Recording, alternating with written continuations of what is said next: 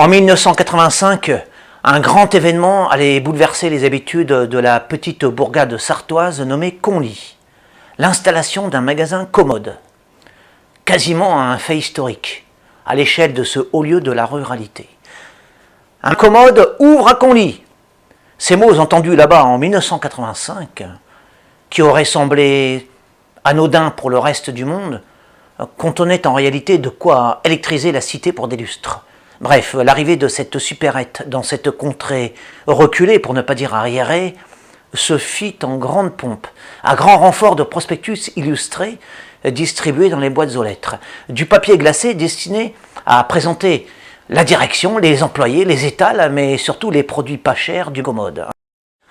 Ainsi, la population conlinoise et celle des alentours fut avertie de l'entrée fracassante dans sa vie de l'enseigne commode. Sur ces brochures, le directeur et ses salariés affichaient tous de larges sourires. Il y avait la jeune caissière avenante, le responsable de la boucherie à la moustache sympathique, le magasinier à l'air bonhomme, la secrétaire à l'allure professionnelle, tous avec leur visage épanoui et leur cœur dévoué pour les magasins commodes et leurs clients. Dans ces dépliants publicitaires, tout ce joli monde apparaissait sous son meilleur jour, heureux de vivre sous l'étendard commode. Leur force de frappe, les boîtes de conserve apportaient des destins les plus ternes. Leur slogan, les prix sourires, une devise supportée par un logo ocre, sommaire mais explicite, deux traits recourbés vers la verticale en forme de sourire béat.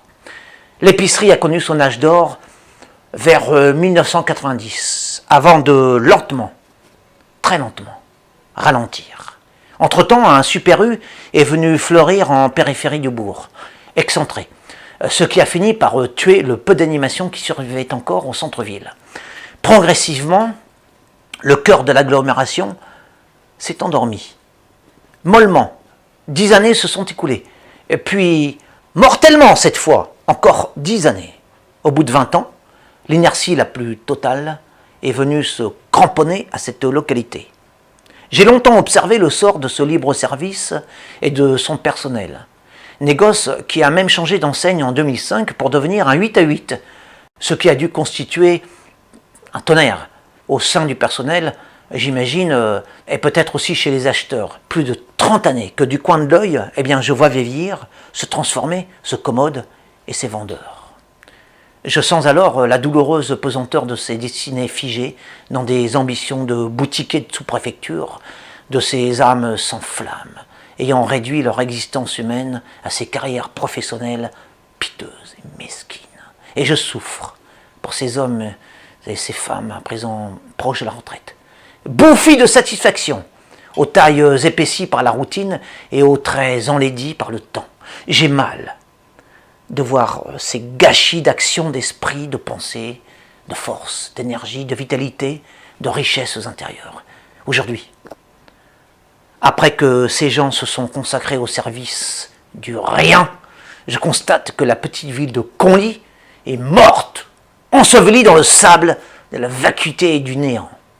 Et ses habitants sont aussi amorphes et béats de stupidité que l'icône jaune des prix sourires.